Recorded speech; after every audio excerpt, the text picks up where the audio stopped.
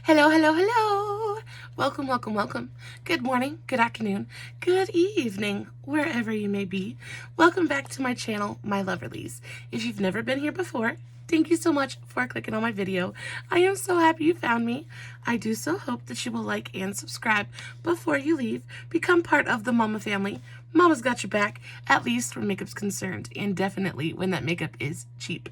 Today is True Love Tuesday. So excited. We're doing another Greek myth today. We're talking about Eros and Psyche. Guys, this is a good one. I will say though, it's going to be a long video. This is a long story. So I'm thinking today's video is probably going to be 30-45 minutes long. Not that my videos are usually any shorter than that. I usually hold you captive for at least an hour. But today's going to be a pretty long video. So make sure you have just a little while to sit down and relax. Hang out with me for a little while. Make sure you have a big old cup of hot coffee or sweet tea. I am drinking a root beer. I have allowed myself to have a soda today. No, I don't feel bad about it. And yes, it is very, very yummy. What's your favorite soda? I feel like I need to know that. If we're going to be friends, I feel like I need to know what your favorite soda is. No judgment. If you like Coke Zero, you like Coke Zero. My very favorite soda of all time is going to be straight up Coca-Cola. Then it's cream soda, and then it's root beer. Yes, I like the very sugary, sweet, carbonated sodas. That's why I have to stay away from them like I do. So we're going to do this eye look today. Again, we're keeping it pretty simple. I like to keep it pretty simple for True Love Tuesdays just because I really like to focus on the story and tell you guys the story to the best of my ability. And when I'm having to focus like a lot on the makeup, that doesn't usually happen. So we're doing this eye look. It is so pretty. It is gold and neutral and very, very pretty. Very holiday appropriate as well. We're going to be using the I Heart Revolution Cocoa Pebbles palette. Guys, this palette is like the cutest thing ever. It's so super teeny tiny. The packaging is adorable. You get a nice sized mirror, and this is what your actual color story looks like. We're only using a couple colors in here too. Like I said, this eye look is going to be super simple. I'm probably not going to be talking too awful much about what I'm going to be using on my eye, but I will of course list everything in the description box below. And of course, if you guys have any questions, all you have to do is shoot me a comment and I will get back to you. So jumping right into today's story. Eros and Psyche. Now this is a long one. This is, and of course, if you guys see me looking over in this direction, it's because I have my notes sitting over here. Guys, I have pages and pages and pages. There's lots of notes. There's lots of notes because it's a very long story.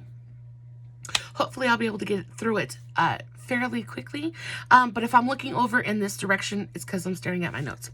Please ignore my very stained sweater.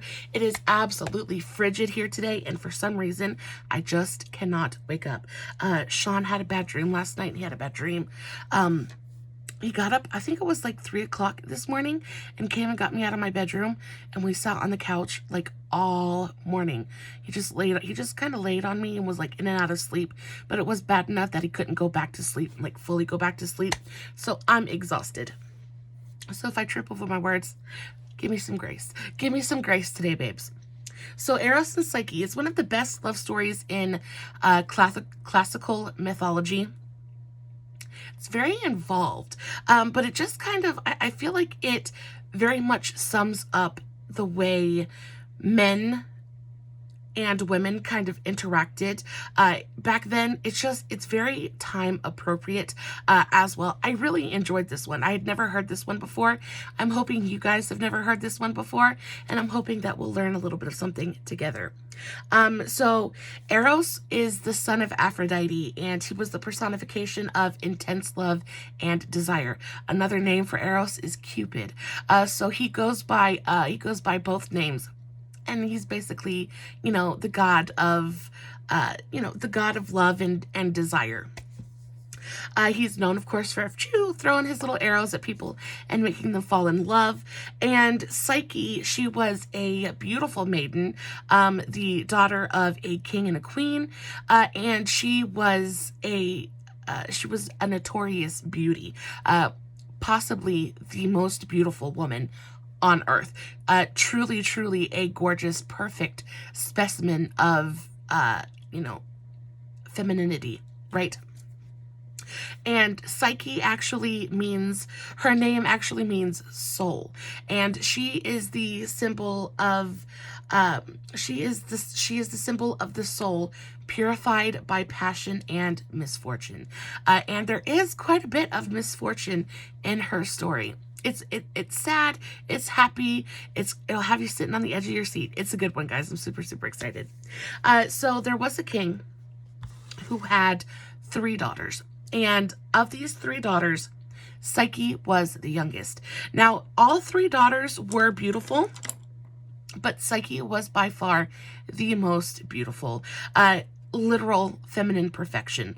And yeah, Psyche was much more beautiful than her 2 older sisters. She was a goddess among mere mortals. And from her beauty the fame of her beauty was spread throughout basically the entire world. And men and women would come from all over to come and gaze upon her and worship at her feet. They would come to the palace to admire and worship her. People said that not even Aphrodite, and we've talked about Aphrodite before. We know how Miss Aphrodite feels about not being number 1. Not even Aphrodite could compare with Psyche's beauty. And this was a problem. We will see this problem come to fruition here very shortly. Psyche began to replace Aphrodite in the hearts and minds of people because she was so beautiful. And not only was she so beautiful, but you could actually travel to her and you could see her and you could speak to her. She was much more accessible than Aphrodite was, because Aphrodite just kind of like, she just does her own thing, right? She loves to be worshipped, but she doesn't want to have to deal with mere mortals. So these men and women, they could travel and they could come see Psyche. And she began to replace Aphrodite in the minds and hearts of people as the goddess of love and beauty. She was just so beautiful. It was very, very difficult to not feel like she was a goddess among men, right? All Aphrodite's temples were abandoned. People stopped praying to Aphrodite. They stopped worshiping her, and instead they built altars for Psyche. They built temples for Psyche. They came and they laid fruit at Psyche's feet instead of on Aphrodite's altars. And this pissed Aphrodite off so bad. She was not happy.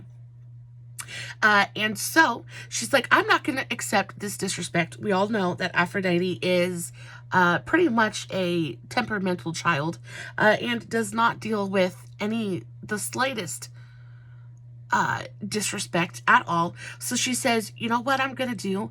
I'm going to have my son make her fall in love with the most horrible, wretched creature to ever exist. So she goes up to her son, she goes up to Eros, and she says, go make her fall in love. Find the most wretched, horrible human that ever existed and make her fall in love with him. And then when people see that she has fallen in love with this complete and total waste of human mortal flesh, they will realize that she's nothing special and they'll come back to me. Well, she's his mom, and he doesn't really have a choice. So he's like, okay, all right. So he picks up he flies off. He picks up his bow and arrow. He flies off, and he goes in search of Psyche. Well, he finds Psyche, and the minute he lays eyes upon her, realizes that he can't do it. He can't do it. He cannot. There is no way that he can make this absolutely gorgeous, this gorgeous woman. He cannot make her fall in love with a wretched human being. He can't do it. She's too perfect. He can't do it. And he says that he feels as though he's been shot with one of his arrows instantly. He instantly feels as though he has fallen madly, deeply in love with this woman. So he flies off. And there's no way that he can tell his mother that, oh, I can't do it, because of course Aphrodite is not going to have it. You do what Aphrodite says or you get gone. So he He just doesn't say anything about it. He just doesn't say anything about it. And Psyche continues to live her life. She continues to spend her days being worshipped by men, being admired and fawned upon. But very, very soon, she realizes that it's not all it's cracked up to be. Her sisters have both been married off and have had big, lavish weddings. They've both been married off to kings and made good matches, while she, the most beautiful and fair of them all, is still sitting here, lonely and sad. These men come and they look upon her and they worship at her feet, but then they move on and they marry a normal woman. And it's because none of them believe that they're good enough for her. None of them believe that they could ever measure up to what she must be expecting for a husband. So they don't even try. They come and they're happy to just gaze upon her and then go their own way. And she is very slowly becoming absolutely miserable. She's like, what is the use in being gorgeous when all I do is sit here alone, right? Which is so true. What is the use when the one thing you want most in the entire world, which is a happy marriage and, true love, what's the use in being absolutely stunning when that seems so far out of reach for you? No one had fallen in love with her either. Men were happy to just admire her and continue on their way. She was sad and lonely, always admired, but never truly loved. It seemed that no man would want her as his wife, and this caused great anxiety and distress to both her and her parents. Her parents are getting super, super worried. Now, think about the fact that the whole purpose of having daughters is to marry them off, right? It's the whole point. It's the whole value of a woman's life is to make a good match and go off and bear children. This is not happening for Psyche. No one is asking for her hand. No one is stepping up to the plate. And her father is getting super, super worried. What is he going to do? So he decides he's going to take a trip. He's going to take a trip and he's going to go see the Oracle of Delphi. He's going to go ask Apollo, what do I do? How do I fix this problem? Why does no one want my daughter? So he does. He takes this trip. He travels very far and goes and visits with Apollo. He asks Apollo to ask the Oracle, what do I do? What is supposed to be happening? And unfortunately, Apollo doesn't have very good news to report back to the father, to the king. Apollo says, Apollo decreed that Psyche, dressed in black, should be brought to the summit of a mountain and stay there alone. The husband that the fates had assigned her, a winged serpent, was terrible and more powerful than even the gods, and he would come and claim her as his wife. So imagine hearing this, right? Imagine hearing that your daughter, the most beautiful being on the planet, is destined to be taken away by this horrible winged serpent monster thing. You basically have to dress her in black like she's going to a funeral. You have to drop her off at the foot of a mountain and basically say goodbye to her forever. And her big winged snake husband, basically a dragon, is going to come get her and take her away, and you'll never see her again. So, of course, they're freaking out. They are freaking out. And her father, Psyche's father, after hearing this news from Apollo, returns home and informs his family of what the oracle said, and everyone is instantly incredibly distressed. Of course, why would you not be? Why would you not be distressed after hearing something like that? Not a good thing. So the despair of Psyche's family and friends was unimaginable. Basically, they feel like they're preparing her for death. So But that is what they do. They've been told by the oracle that this is what needs to happen, so this is what's going to happen. They don't question it. They just do what they're told. So they prepare her for the mountain as if she was going to face her death, like I said, and with more cries as if they were placing her in a tomb. Then they led her to the mountain. They led her to the mountain. They dropped her off, and they basically ran away. First of all, they're terrified because they don't know when this giant winged serpent is going to swoop down and collect his bride. And second of all, it's basically like they're saying goodbye to her forever, right? They don't want to stick around and linger and draw out the goodbyes. So they get her to the base of the mountain, they drop her off, and they very swiftly depart. And then they all return home, lock themselves in the palace, and begin to mourn for her. Because honestly, they just don't know what's about to happen. So they mourn. They go into a complete and total mourning period, and just kind of shut down, basically. So here is Psyche. Here is Psyche sitting at the foot of this mountain. She is absolutely terrified. Absolutely terrified. She has no idea what's going to happen. She has no idea what is going to come and retrieve her. She doesn't know how she's going to be treated. All she knows is that she is supposed to sit there at the base of the mountain and wait. She's just supposed to sit there and wait. And because she's a good girl, that's what she does. She sits there and she waits and she cries and she's very distressed and is basically lamenting her life. She is lamenting the fact that she had to be born so beautiful that no man would want her. Okay, can't concentrate and talk at the same time. But she's basically crying because what is the use in being so beautiful when her life is she has no options. She's basically just sitting there waiting to die. Departed, leaving Psyche to her fate. Radiant and helpless, she awaited while her family locked themselves in the palace to mourn her loss for the rest of their days. On the mountain and in the dark, Psyche remained seated and waited. Shaking and crying in the quiet of the night, a slight breeze touched her. It was the fresh wind of Zephyr, the gentlest and mildest of the winds. She was lifted and taken in the air over the mountain to a soft meadow full of flowers. Zephyr did his best to make her forget her pain and put her to sleep. So basically, she's sitting at the foot of this mountain, and Zephyr, who is kind of like it's the name of the wind, right?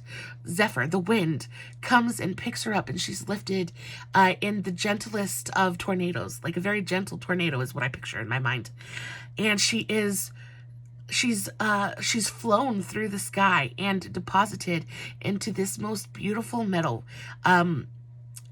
Complete peace and serenity, beautiful flowers, and Zephyr uses his gentle touch to basically help her go to sleep, right?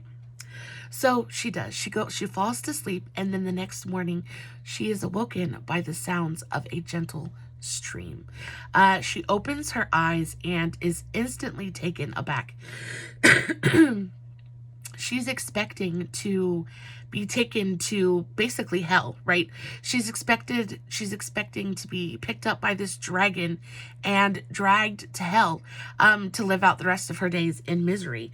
But instead, Zephyr has deposited her in this fairy tale, basically. He has set her down in the most beautiful of meadows, surrounded by the sweetest smelling wildflowers, and the most beautiful, fresh, babbling brook.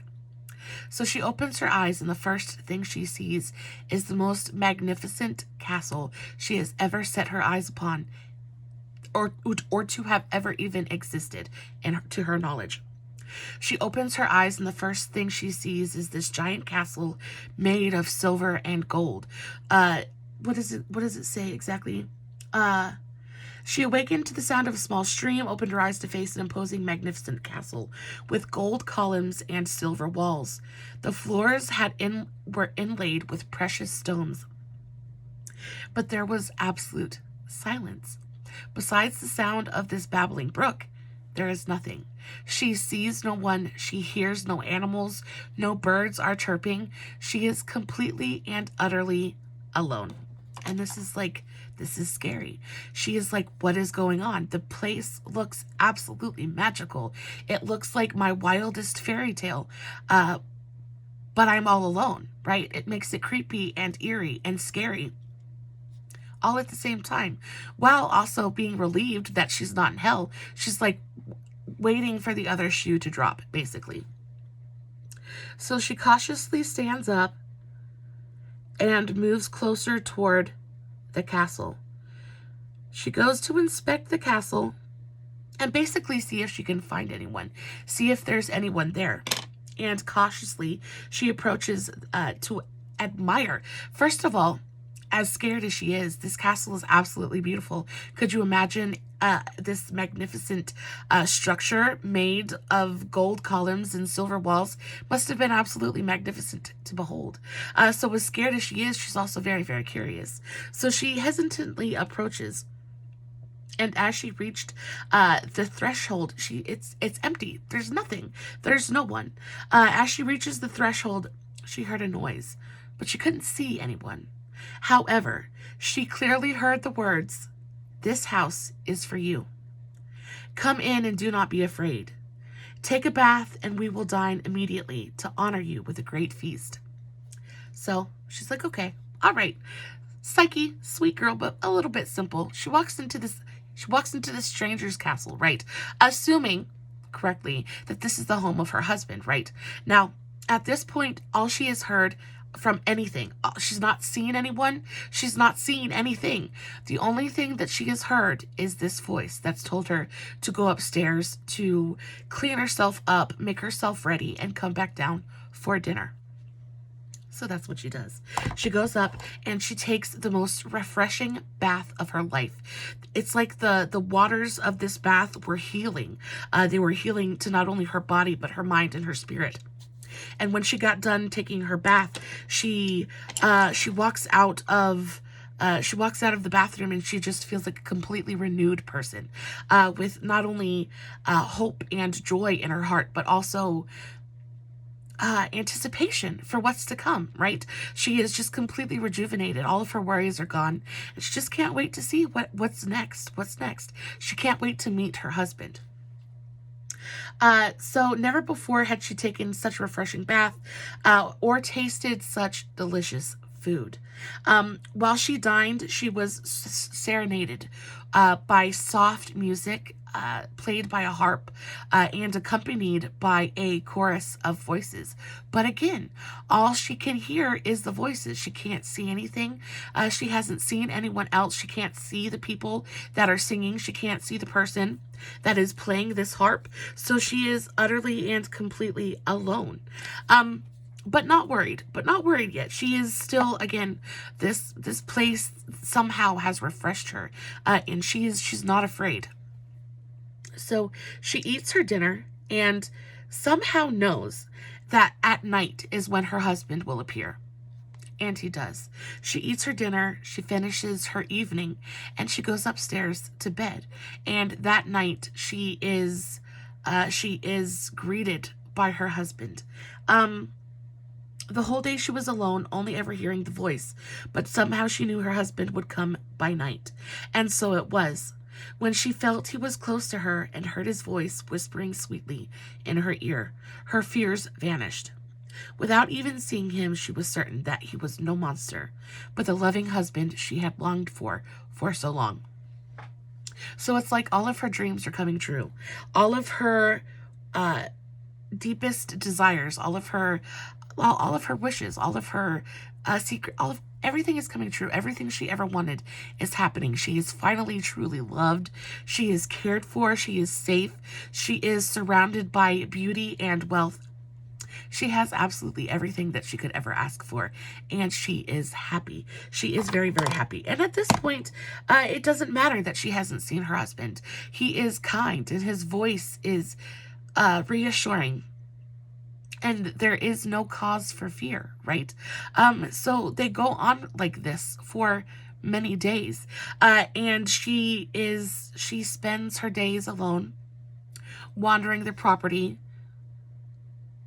eating delicious food, drinking the most delicious of wines. And by night, she is held by her husband. But as time goes on, I'm sorry, I'm trying to cut my crease and talk at the same time. But as time goes on, she realizes that it's not enough. It's just not enough. She is lonely. She realizes that she misses her family, and she realizes that her family must be absolutely worried sick for her. Because, of course, the last time she saw her family, she was being dropped off at the foot of a mountain to be picked up by a giant winged serpent, right? So she says, she speaks to her husband. She waits for that night. She waits for him to come to her, and she asks him a favor. And she asks him if her two sisters can come visit her, just so that she can tell them that she's okay, and so that they can relay that information back to her parents. So at least her parents aren't sitting there worried and miserable for no reason. She is completely healthy and happy, and her heart is full of joy. She's lonely, but if her sisters come visit, she won't be lonely anymore. And at first, her husband denies her request because he knows what's up. But at first, he denies her request. And upon seeing how unhappy she truly was, and upon realizing how truly lonely she was, he finally agrees. But he makes there's one, what is the word I'm looking for? There's one caveat, right? And that is, she was left alone all day, boredom, sadness began to fill her heart. She began to miss her family. He says, I will allow your sisters to visit, but do not let them influence you.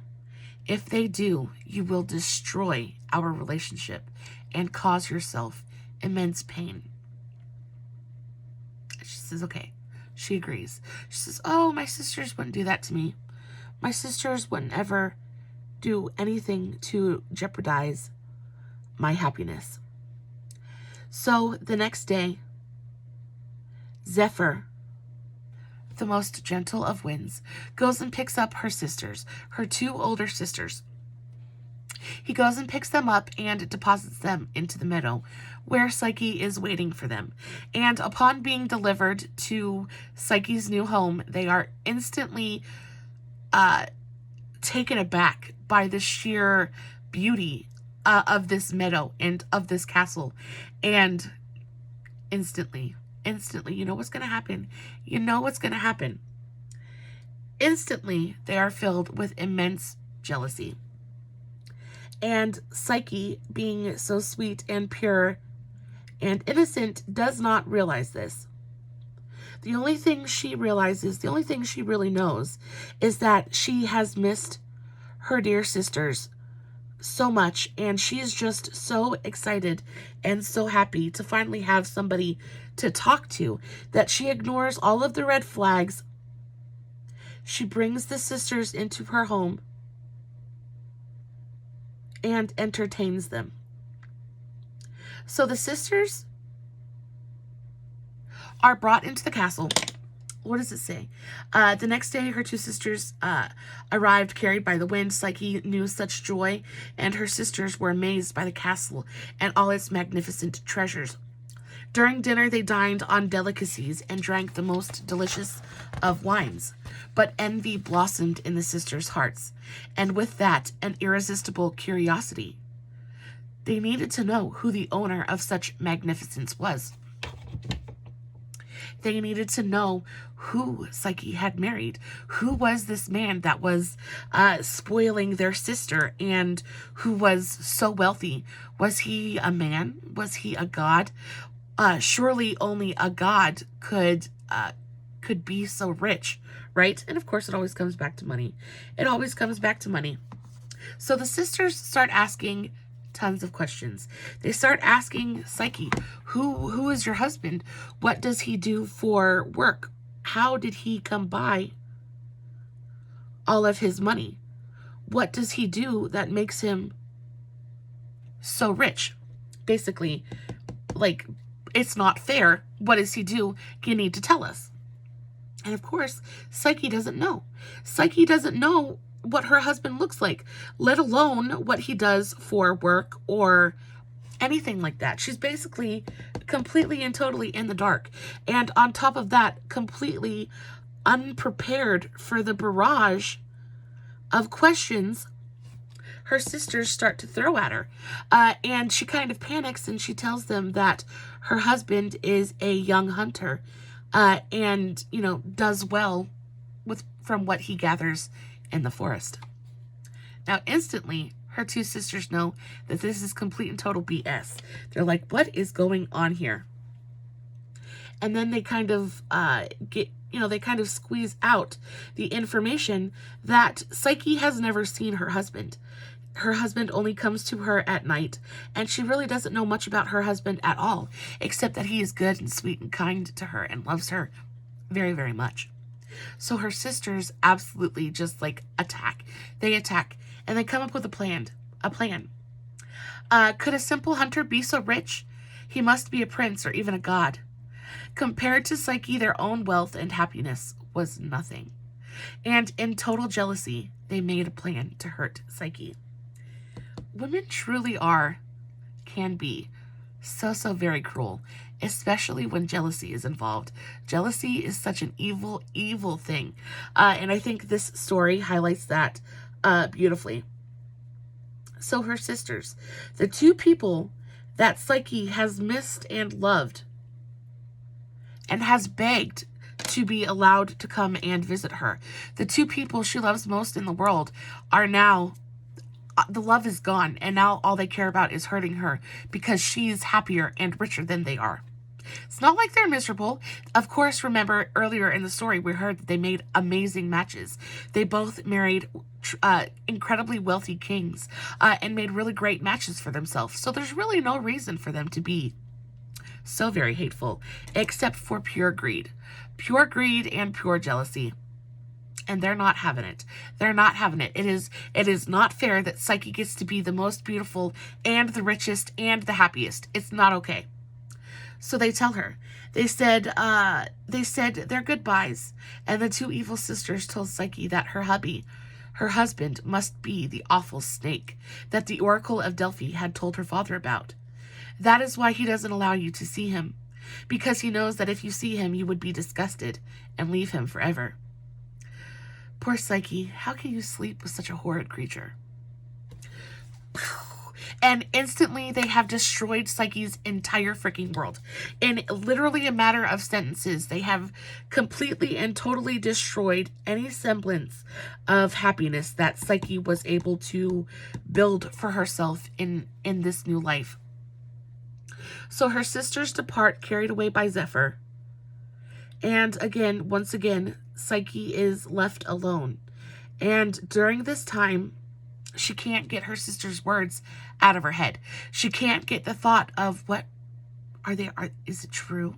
Could I be bedding this horrid serpent every single night? Could you tell? I mean, how could you not know if you were bedding a serpent? Like, I just don't know.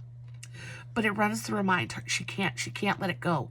It runs through her mind over and over consistently for days upon days.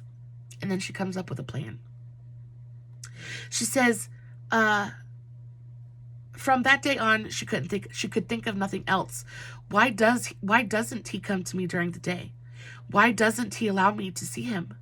Why hasn't he ever told me of his life? What is his secret?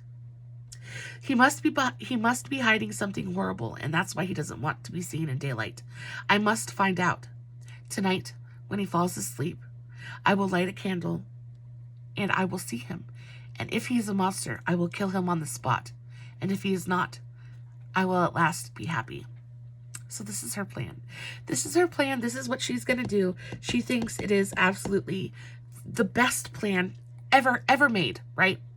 And in the making of this plan has completely forgot that the warning that her husband issued her before he ever allowed the sisters to come visit, right? He said, do not let your sisters influence you. And that's exactly what they're doing. That's exactly what she's allowing to happen.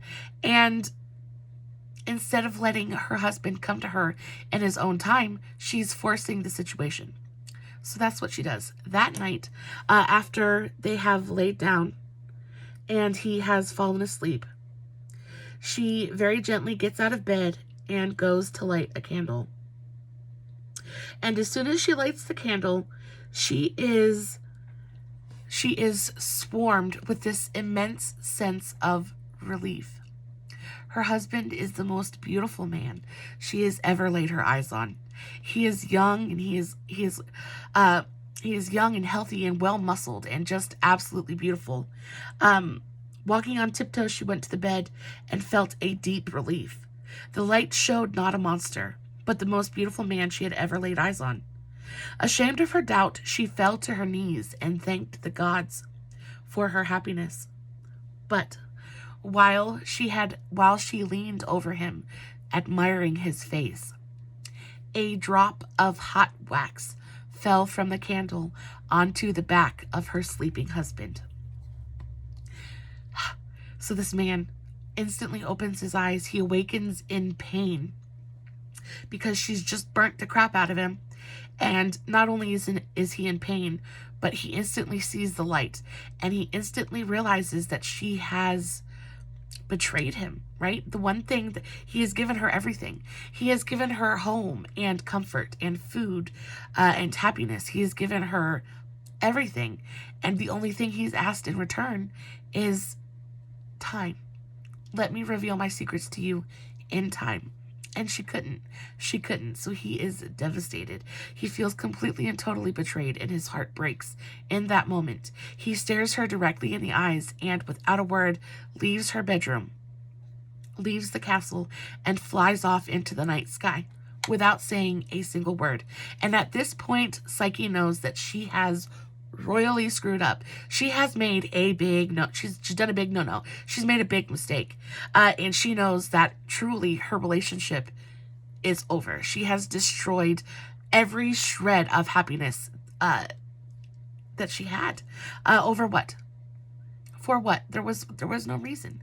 There was no reason except for the jealousy and pettiness of her sisters. So she's absolutely devastated as well. And at this point, she vows that she is going to do whatever it takes. It doesn't matter, rain or shine, hell or high water. It doesn't matter. She is going to do whatever it takes to get her husband back. So she sits there and she thinks, and she's not quite sure what to do because, again, she is... I don't want to be mean, but she's really not the sharpest tool in the shed, right?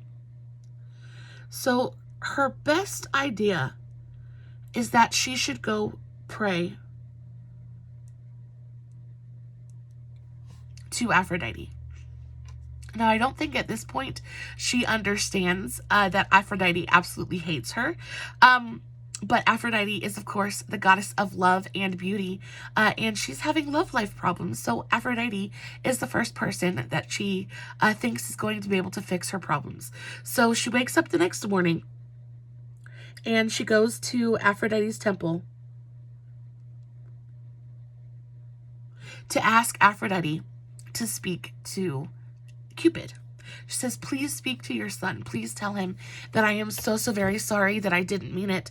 Please tell him that I would do anything to get him back.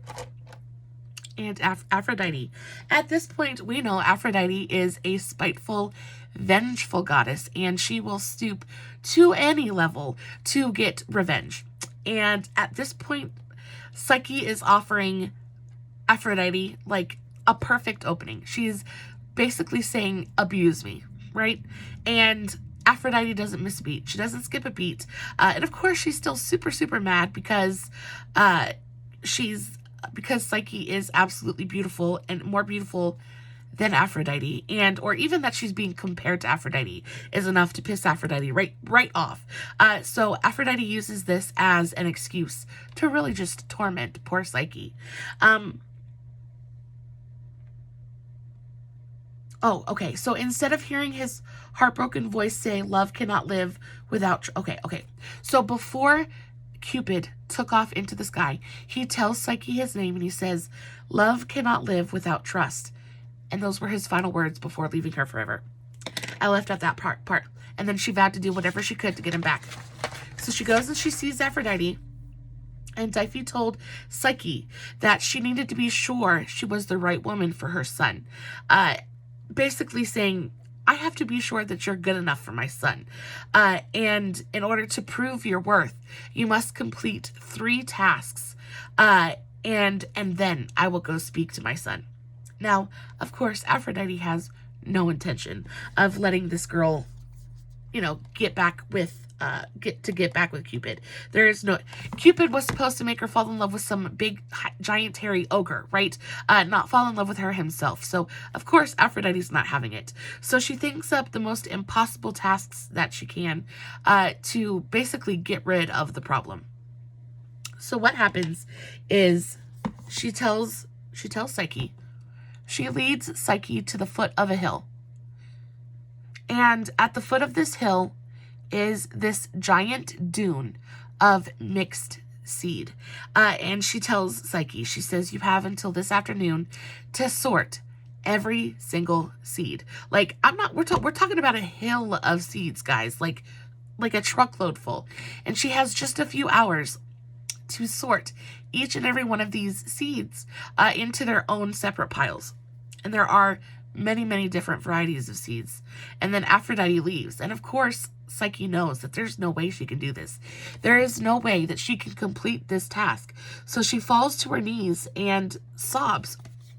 And luckily, just then, at that exact moment, I know it's ants, but I don't know what to call it. It was like a group of ants. A group of ants pass by and see her despair. And luckily, they take pity on her. And they say, well, this is what we do.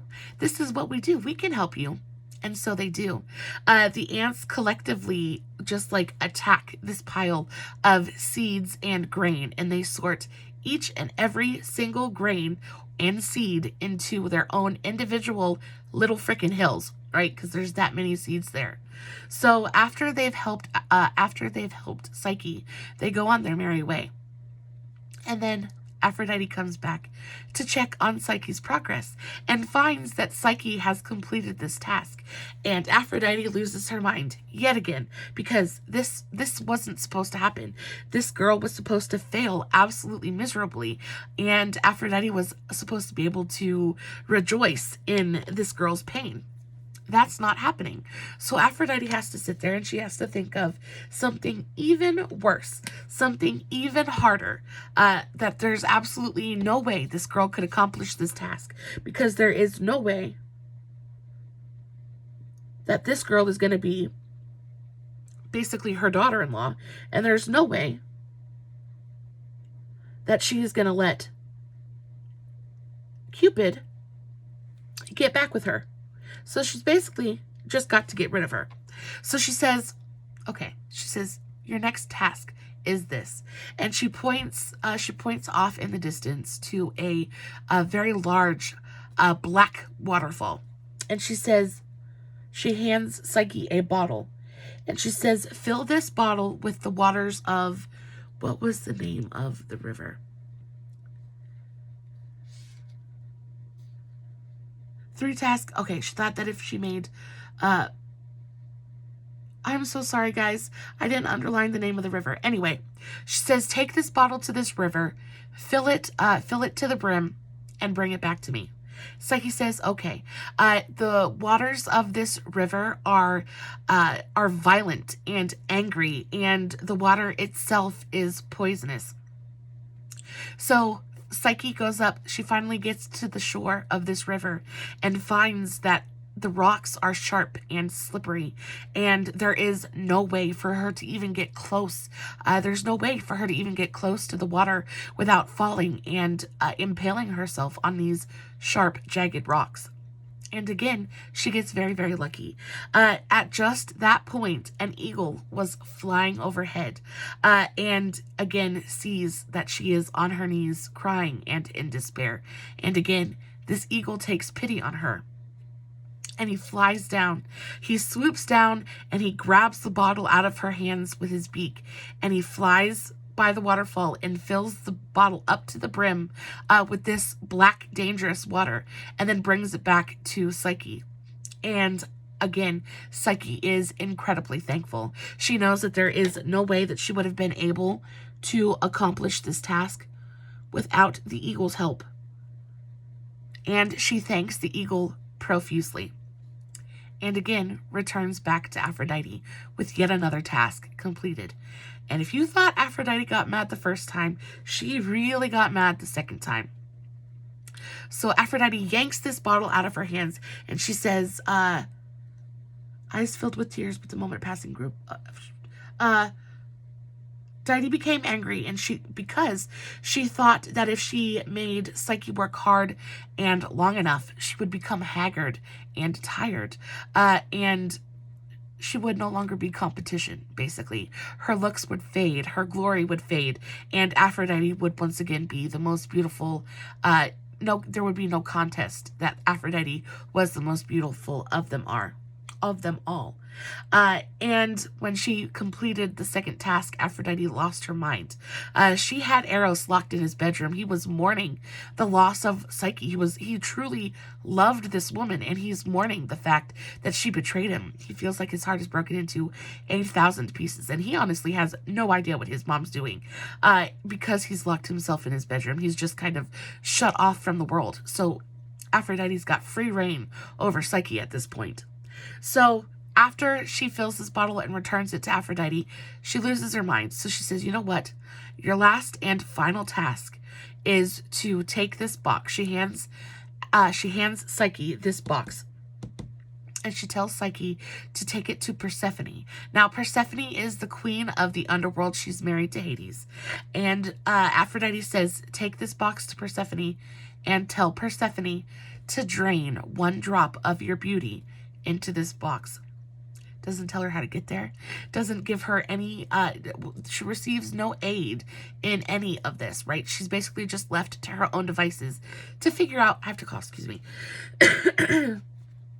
to figure out how to get to Hades and how to get back, because she's mortal, and mortals don't go to Hades and ever return, right? This is what Aphrodite is counting on, right? Basically, I'm going to get rid of her once and for all. But Psyche is determined. Again, she has vowed that she is going to do whatever it takes to win Cupid back. And she is determined. So she stops by her castle, and she loads her pockets with as much treasure and as much money as she can. And she starts off to Hades. When she gets to the gates of Hades, she encounters the boatman, and she pays the boatman the boatman, if you know anything from Greek mythology, you have to pay the boatman. Well, she pays the boatman an incredible sum of money, and she says, please help me get to Persephone, and then please, I will pay you to give me a ride back. Now, usually the boatman doesn't do this. He only goes one way. But because she paid him so handsomely, he agrees, and he helps her, and he delivers her right to basically Persephone's doorstep. And she walks up to Persephone, and she says, Aphrodite asked me to have you drain 1 drop of my beauty into this wooden box. And Persephone, ever an ally of Aphrodite, quickly agrees. She is always ready to serve Aphrodite. So she drains 1 drop of Persephone's beauty into this box, and she drains 1 drop of Psyche's beauty into this box and sends Psyche on her way. And again, Psyche returns back to Aphrodite after paying the boatman basically everything she had. She returns back to Aphrodite and hands Aphrodite the box. Now, Aphrodite, first of all, wasn't expecting her to return at all. And second of all, even if she did return, Aphrodite was at least expecting her to not be beautiful anymore. But once she looks upon Psyche and sees that Psyche is still just as beautiful and just as radiant as she was before, she loses her ever-loving mind, and she throws an all-out freaking temper tantrum. And she says to Psyche, what does she say? I know I wrote it down. Anyway, the gist of it is she says, I am never letting you go. I will never let you be with my son. You are going to be my servant for the rest of your life, because that is all you deserve. And basically just kind of walks away and leaves. She takes the box and she leaves Psyche just kind of standing there with no idea of what to do. She's exhausted every avenue of, there's nothing else to do. There's no one else to ask for help. She doesn't know what else to do. So she falls to her knees, she curls up into a ball, and she weeps. And she lays in Aphrodite's garden and weeps for lack of anything else better to do, honestly. Now, at this very moment, the gods, who have been watching this little scene play out every step of the way, know exactly what's going on. At that very moment, they decide that maybe they should let Cupid know what's going on, because again, he's locked in his room and has no idea. So they send Hermes, the messenger god, to Cupid, and they tell Hermes to tell Cupid what his mother is up to and how Aphrodite is treating Psyche. And after hearing this, Cupid, his heart heals after hearing what Psyche was willing to go through and what she was willing to sacrifice in order to prove that her love was true. His heart heals, and he is able to realize that I still love her. I still love her. I still want her. She is mortal, and mortals make mistakes. So he busts out of his room, takes flight, and he goes to his mother's garden, where he swoops Psyche up into his arms and flies them back off to their magical meadow. And they live the rest of their lives in perfect happiness and peace. Now, that is the end of this story. And even this is even like Aphrodite hates Psyche, but Aphrodite eventually learns to love Psyche as her daughter-in-law, because now that Psyche lives in the sky with Cupid, mortals have forgotten about her. And as a wedding gift, Zeus gifted Psyche ambrosia. Now, ambrosia is the food of the gods. It's what makes them immortal. And by gifting her this ambrosia, she was turned immortal herself. So was able to live forever with her true love. And she was gone from the mortal world long enough that mortals were able to forget about her and forget about her beauty, and they eventually came back to Aphrodite and eventually worshipped her once again as the true goddess of love and beauty. So yeah, that was today's story. I know it was a pretty long one. We've been on here for an hour, but I thought it was so very good. I hope you guys enjoyed it so very much. This is what we're working with so far. I'm going to use my LA Colors to do a little bit of a gold wing, and that'll be it. I will, of course, post finished pictures over on Instagram and Facebook. I'll have everything I used for today's eye look in the description box below, along with the tags to all my other socials, Facebook, TikTok, Instagram, all that good stuff. If you guys aren't following me everywhere, make sure you go do that. I post fun content every single day, and if you're following me everywhere, you don't have to worry about missing a single moment of it. Guys, I always love telling you guys these stories. Please let me know in the comments, what kind of stories do you want to hear more of? Do you guys love the Greek mythology stories as much as I do? I think they're so much fun. Guys, as always, no filters, no edits, no fancy lighting. It's just me sitting in front of my camera, playing with some makeup, hoping you guys are enjoying what I'm doing. And until next time, stay safe, take care of yourselves, and remember, you're important. Bye.